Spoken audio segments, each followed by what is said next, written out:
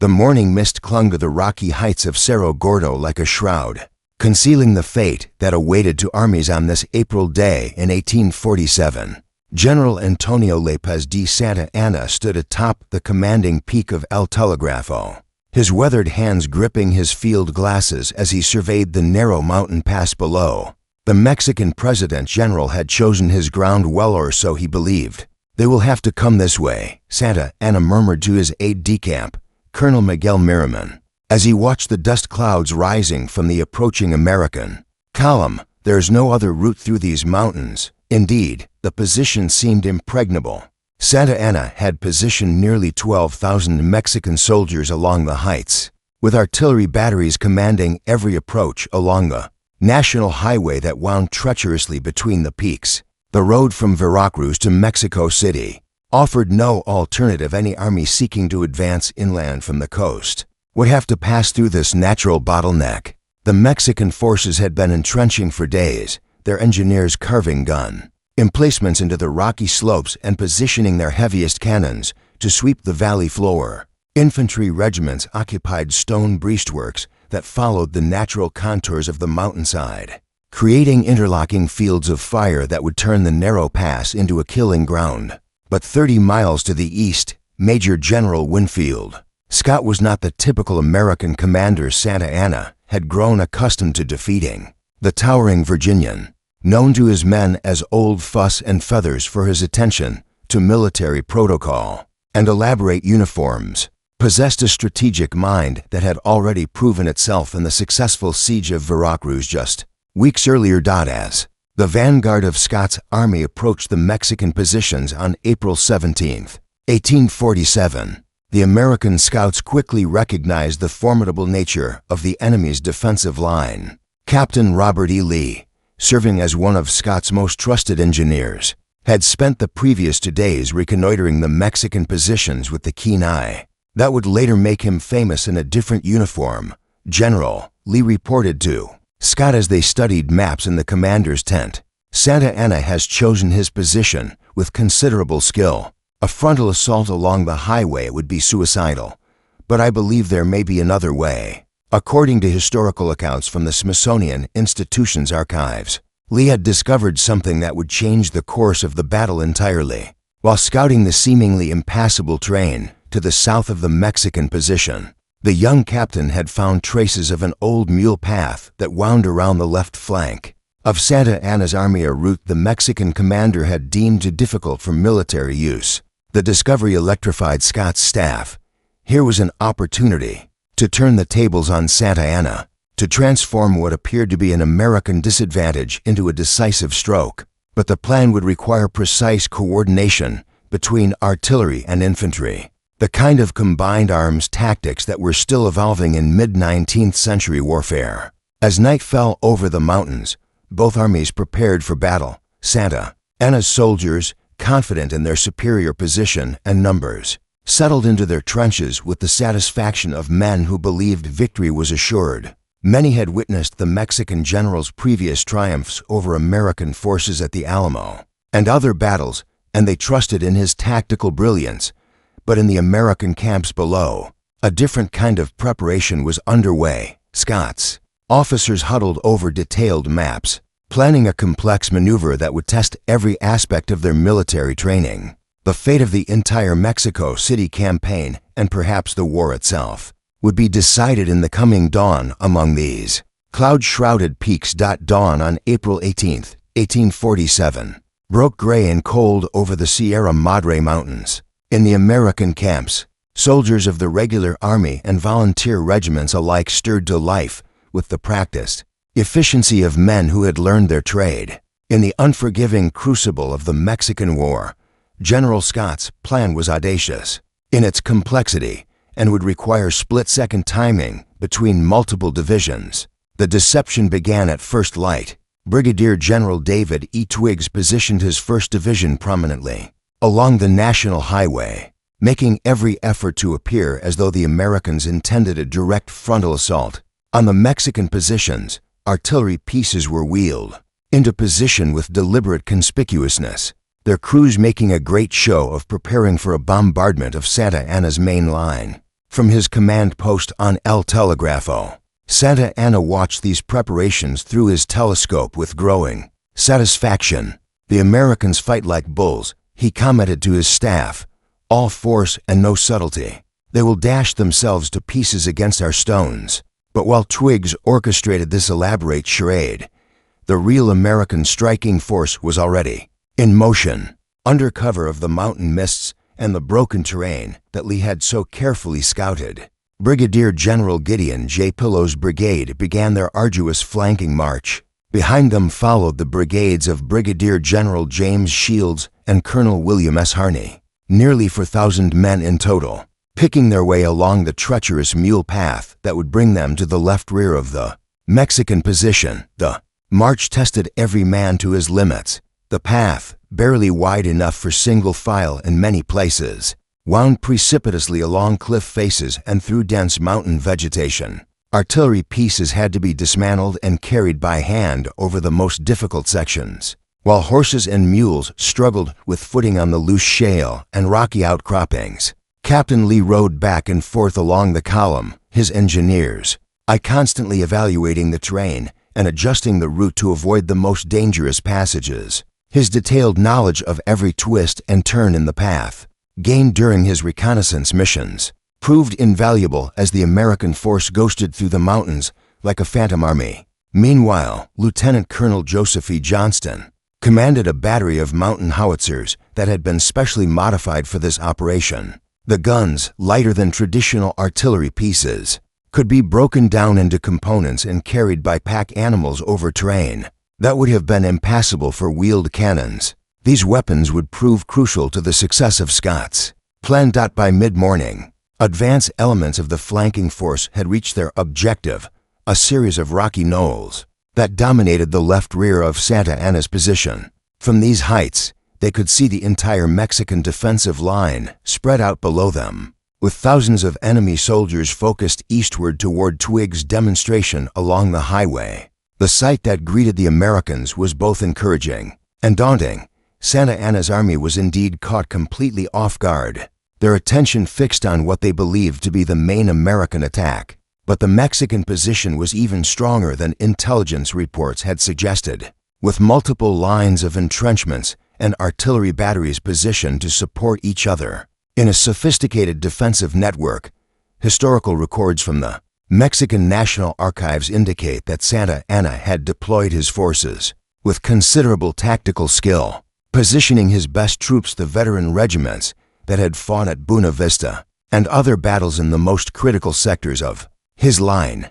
These soldiers, many of them experienced fighters who had learned their trade in Mexico's long series of civil wars, would not break easily even when attacked from an unexpected direction. As noon approached, Scott's gamble hung in the balance. The flanking force was in position, but they faced the daunting task of assaulting uphill against prepared positions held by determined defenders. Success would depend not just on the element of surprise, but on the precise coordination of artillery and infantry that had become the hallmark of American tactical doctrine. The stage was set for one of the most dramatic reversals in military history, where careful planning and bold execution would transform an apparent Mexican advantage into crushing defeat. At precisely 12:30 in the afternoon on April 18, 1847, the mountain stillness shattered like glass. Lieutenant Colonel Johnston's howitzers, positioned with painstaking care on the rocky knolls behind Santa Anna's left flank, opened fire with devastating effect. The first shells caught the Mexican defenders completely by surprise, exploding among troops who had spent the morning watching eastward for an American attack that never came. The psychological impact was immediate and profound. Mexican soldiers, who had felt secure in their mountain fortress, suddenly found themselves under bombardment from an impossible direction. Panic spread through the ranks as officers struggled to understand how American artillery had materialized behind their supposedly impregnable position. Nos han flanqueado, the cry echoed along the Mexican lines as realization dawned that they had been outmaneuvered. Santa Anna, standing in his command post atop El Telegrafo, felt the ground shift beneath his feet, both literally from the artillery bombardment and figuratively as he comprehended the magnitude of his tactical Miscalculation. But Johnston's howitzers were only the opening movement in Scott's carefully orchestrated symphony of destruction. As the mountain guns hammered the Mexican rear positions, Pillow's infantry brigade charged forward with bayonets fixed, their battle cries echoing off the canyon walls. The Americans had trained extensively for this moment, practicing the complex maneuvers required to coordinate artillery fire with advancing infantry. The key to success lay in precise timing. As Pillow's men advanced, Johnston's gunners shifted their fire to targets further up the slope, maintaining a rolling barrage that kept the Mexican defenders pinned in their positions, while American infantry closed the distance. This technique, known as lifting fire, required extraordinary discipline from both artillerymen and infantry commanders. Colonel Harney's 2nd Brigade followed closely behind Pillow's assault, their role to exploit any breakthrough and prevent the Mexicans from organizing a counterattack. Harney, a veteran of frontier warfare with an intimate knowledge of small unit tactics, had positioned his men to take maximum advantage of the broken terrain that characterized the battlefield. According to contemporary accounts preserved in the Library of Congress collections, the fighting on the slopes of Cerro Gordo reached a ferocity that surprised even veteran soldiers. On both sides, Mexican defenders, recovering from their initial shock, began to mount a stubborn resistance from their stone breastworks. The advantages of terrain remained significant, even with the Americans attacking from an unexpected direction. Captain Lee found himself in the thick of the action, his engineers' training invaluable as he identified key positions that needed to be taken to break the Mexican defense. Racing between artillery positions and infantry commanders, he coordinated the complex dance of combined arms warfare that was unfolding across the mountainside. The turning point came when American forces succeeded in capturing a Mexican battery that had been positioned to command the central sector of Santa Anna's line. Shields' brigade, advancing under heavy fire, stormed the gun emplacement in a desperate bayonet charge that left dozens of casualties on both sides, but gave the Americans control of artillery pieces that they immediately turned against their former owners. The captured cannons, manned by American artillerymen who had trained extensively in the operation of Mexican ordnance, began firing into the flanks of Mexican positions that had been designed to repel attacks from the opposite direction. The psychological effect was devastating. Mexican soldiers found themselves under fire from their own guns, wielded by enemy hands. Santa Anna, recognizing that his position was becoming untenable, began preparing orders for a fighting withdrawal to secondary positions further up the mountain. But the speed of the American advance was overwhelming his ability to organize an effective defense. Units that had been positioned to support each other found themselves isolated as American forces penetrated the gaps between Mexican strongpoints. The combination of artillery and infantry that Scott had envisioned was proving devastatingly effective. American gunners, protected by infantry screens, were able to position their weapons for maximum effect, while foot soldiers, supported by accurate artillery fire, could advance against positions that would have been impregnable without such support. As afternoon shadows began to lengthen across the battlefield, it became clear that Santa Anna's carefully prepared defensive position was crumbling under the weight of American tactical innovation. By 3 o'clock in the afternoon, the Mexican defensive line was disintegrating like sand before a tide.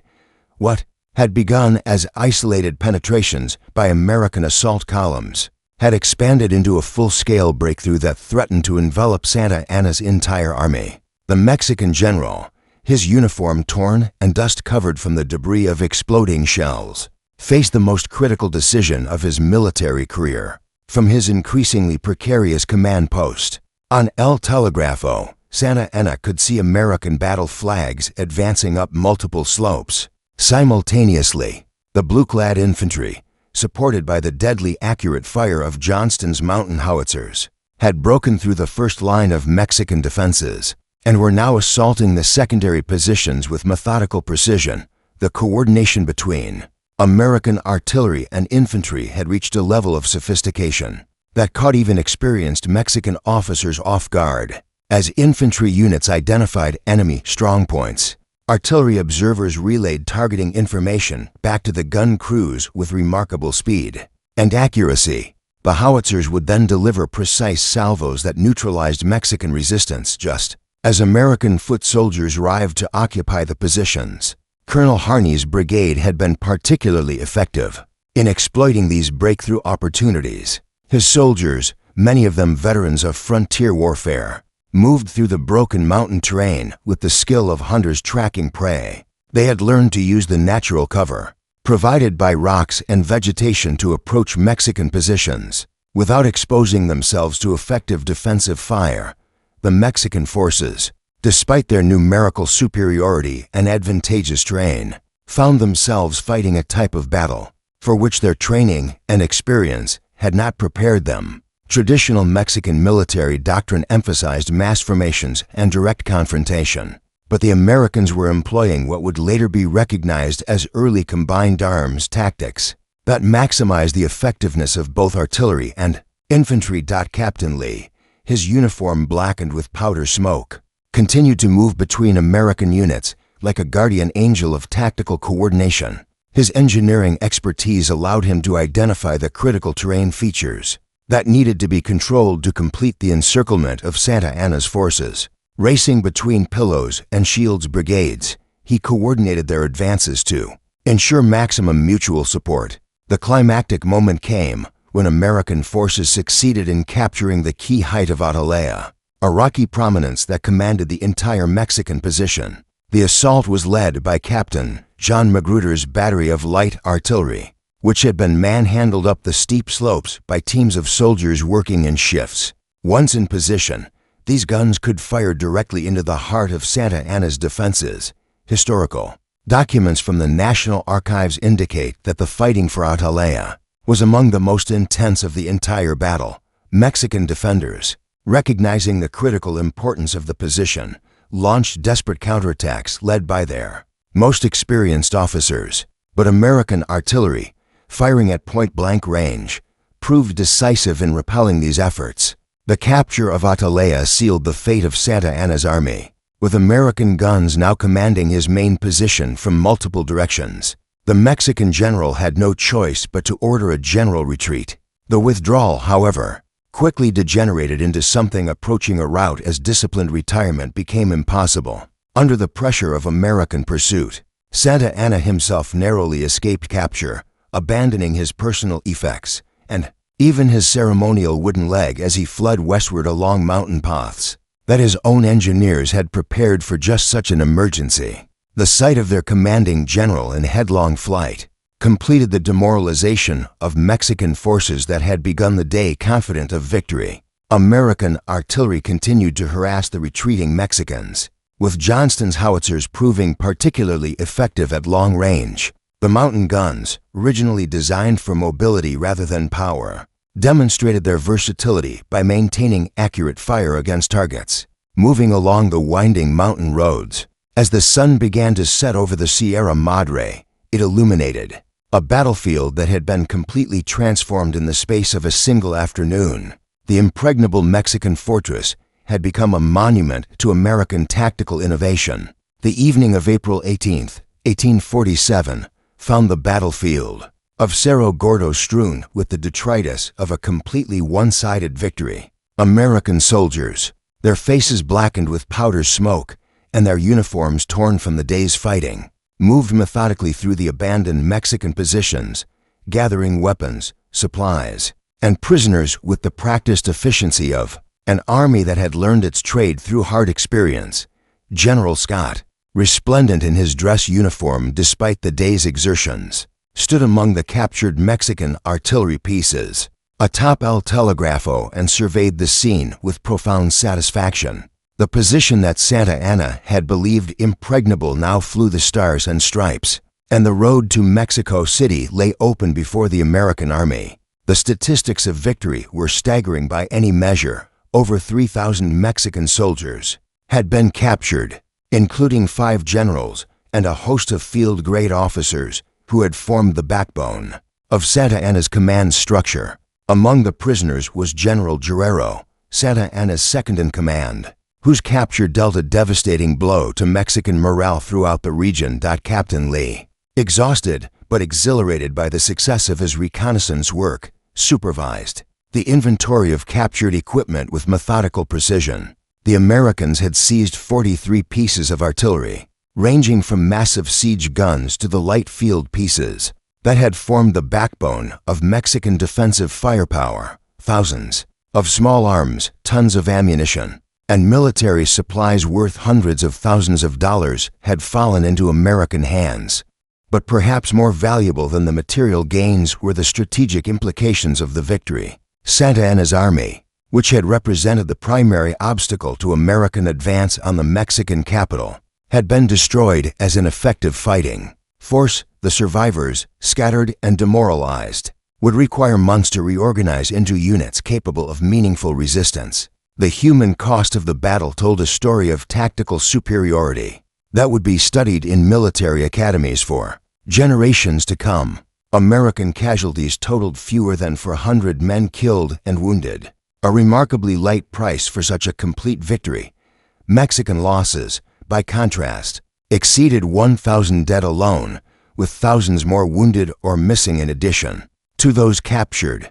Contemporary accounts preserved in the American Military History Institute emphasize the critical role played by the coordination between artillery and infantry in achieving such lopsided results. The ability of American gunners to provide precise, timely fire support to advancing infantry had proven decisive at every stage of the battle. Lieutenant Colonel Johnston's mountain howitzers had performed beyond all expectations, demonstrating that lightweight, mobile artillery could be as effective as heavier guns when properly employed. The lessons learned at Cerro Gordo would influence American artillery doctrine for decades, emphasizing mobility and precision over raw firepower. The victory also validated Scott's strategic vision of a rapid advance on Mexico City rather than the slow, methodical campaign favored by more conservative military minds in Washington. With Santa Anna's army eliminated as a threat, the American forces could advance deep into Mexico without fear of attack on their flanks or rear. For the individual soldiers who had participated in the battle, Cerro Gordo represented a career-defining moment. Many of the officers who had distinguished themselves in the fighting, Lee, Johnston, Magruder, and others, would go on to play prominent roles in the Civil War that lay just over a decade. In the future, the tactical lessons they learned in the mountains of Mexico would influence their later commands on both sides of that greater conflict. The Mexican reaction to the disaster was swift and predictable. Santa Anna, his reputation as Mexico's premier military commander shattered by the defeat, faced immediate calls for his removal from command. Political opponents, who had been silenced by his previous victories, now found their voices, demanding an accounting for the catastrophic loss at Cerro Gordo. As night fell over the battlefield, American campfires burned brightly among the captured Mexican positions, while patrols secured the mountain passes against any possibility of counterattack. The victory was complete, but Scott's officers were already turning their attention to the next phase of the campaign, the march on Mexico City, that would determine the final outcome of the war.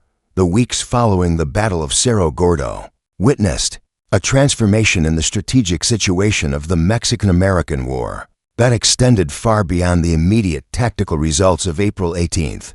General Scott's army, reinforced by the psychological boost of total victory and the material gains of captured equipment, prepared for the next phase of their advance on Mexico City with confidence that bordered on invincibility. The immediate aftermath of the battle saw American forces consolidating their hold on the crucial mountain passes that controlled access to the Mexican interior. Engineer officers, led by the increasingly prominent Captain Lee, supervised the construction of supply depots and communication lines that would support the continuing advance. The logistical advantages gained through the capture of Mexican equipment proved invaluable in this process. In Mexico City, news of the disaster at Cerro Gordo struck the government and population like a thunderbolt. Santa Anna's reputation as the nation's savior, carefully cultivated through years of political manipulation and occasional military success, crumbled in the face of such complete defeat. Opposition politicians, previously cowed by the generals' authoritarian rule, emerged from hiding to demand his removal from both military and political command. The Mexican Congress, meeting in emergency session, struggled to comprehend how an army of 12,000 men in prepared positions had been so thoroughly defeated by a smaller American force. Recriminations flew between different factions as each sought to assign blame for the catastrophe. The unity that had briefly emerged in response to American invasion dissolved into the factional squabbling that had characterized Mexican politics throughout the independence period. From a military perspective, the Battle of Cerro Gordo represented a watershed moment in the evolution of combined arms warfare. Military historians studying the engagement would later identify it as one of the first battles where artillery and infantry coordination reached the level of sophistication that would characterize warfare in the latter half of the 19th century. The American success had depended on several key innovations that would influence military doctrine for generations.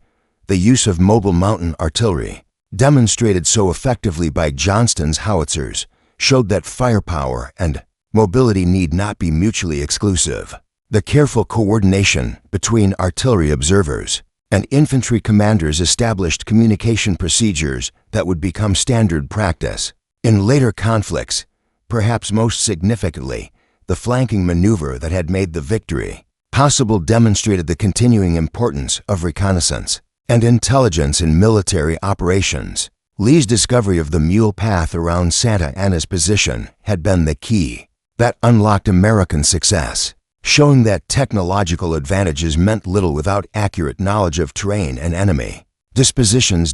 International reaction to the battle was equally significant. European military observers, already studying the Mexican-American War with interest, began to pay serious attention to American tactical innovations. The combination of professional leadership, citizen soldier volunteers, and modern artillery that had proven so effective at Cerro Gordo would influence European military thinking in the decades leading up to the American Civil War. According to diplomatic correspondence preserved in the British Foreign Office archives, European powers began to reassess their estimates of American military capability. The efficient destruction of Santa Anna's army suggested that the United States possessed a level of military competence that could project power far beyond North America if circumstances required. The human dimension of the victory was equally important in shaping its long-term consequences. For American soldiers who had participated in the battle, Cerro Gordo became a source of pride and confidence that would sustain them through the remaining campaigns of the war. Veterans of the engagement formed an unofficial brotherhood that would influence American military culture for decades. Mexican survivors of the battle, by contrast, carried with them a sense of demoralization that proved difficult to overcome. The psychological impact of such complete defeat created a defeatist attitude among Mexican forces that would handicap their performance in subsequent engagements. The knowledge that American tactical superiority could overcome even the most favorable defensive positions undermined confidence throughout the Mexican military hierarchy. As General Scott's army resumed its advance toward Mexico City in the days following Cerro Gordo, the strategic initiative had shifted decisively to American hands. The victory had eliminated the primary Mexican force, capable of defending the approaches to the capital, and opened the road to the heart of Mexico. The Battle of Cerro Gordo on April 18, 1847, marked a pivotal moment not only in the Mexican-American War, but in the broader evolution of military science. As the dust settled over the mountain passes and American forces consolidated their overwhelming victory, the implications of what had occurred began to reverberate through military establishments. On both sides of the Atlantic, General Scott's triumph represented more than tactical brilliance. It demonstrated the emergence of a distinctly American approach to warfare that combined European military professionalism with New World innovation and adaptability. The successful coordination of artillery and infantry at Cerro Gordo established principles that would influence American military doctrine through the Civil War and beyond into the industrial age of warfare. The officers who had played crucial Roles in the victory carried the lessons of Cerro Gordo forward into their subsequent careers. With profound effect, Captain Robert E. Lee's experience in reconnaissance and tactical coordination would inform his later commands during the Civil War, where his understanding of combined arms principles would make him one of history's most formidable military commanders. His ability to see terrain with an engineer's eye and coordinate complex military movements had been honed in the crucible of the Mexican mountains. Lieutenant Colonel Joseph E. Johnston's innovative use of mountain artillery at Cerro Gordo established him as one of the premier artillerists of his generation. The techniques he developed for employing mobile guns in difficult terrain would influence American artillery doctrine for decades, proving particularly valuable during the Civil War. When armies maneuvered across similar challenging landscapes, the strategic consequences of the victory extended far beyond the immediate military situation. With Santa Anna's army destroyed and the road to Mexico City open, American forces could advance into the heart of Mexico with minimal opposition. The psychological impact of such complete defeat had shattered Mexican resistance more effectively than any number of minor victories could have accomplished. The political ramifications proved equally significant. Santa Anna's reputation, built on decades of military and political maneuvering, never recovered from the disaster at Cerro Gordo. His flight from the battlefield, abandoning his personal effects and even his ceremonial wooden leg, became a symbol of Mexican military incompetence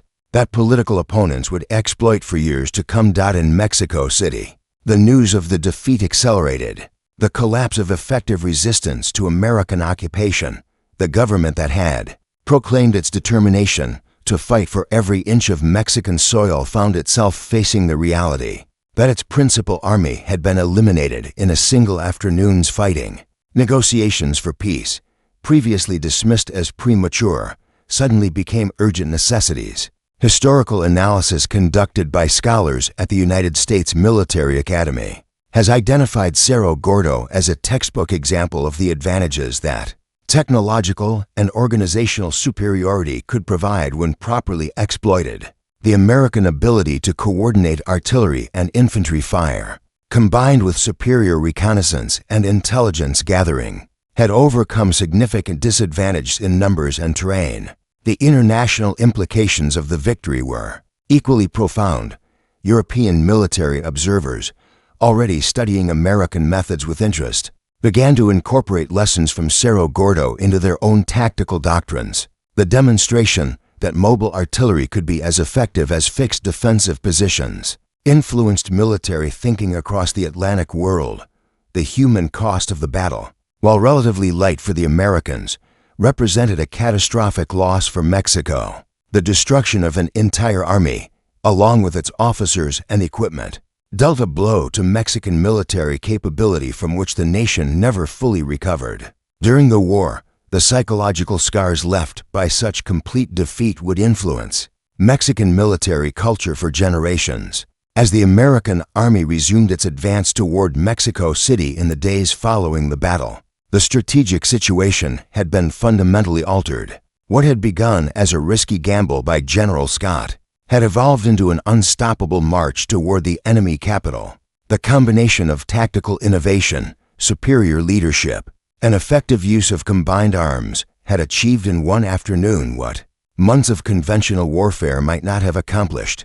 The Battle of Cerro Gordo stands today as a monument to the effectiveness of combined arms warfare and the importance of tactical innovation in military success. The coordination of artillery and infantry that proved so decisive on that April day in 1847 established principles that would influence military doctrine well into the modern era, making it one of the most significant tactical victories in American military history. The victory at Cerro Gordo had proven that American arms could triumph over any obstacle when properly led and coordinated, a lesson that would resonate through the corridors of power in Washington and the battlefields of future conflicts for generations to come.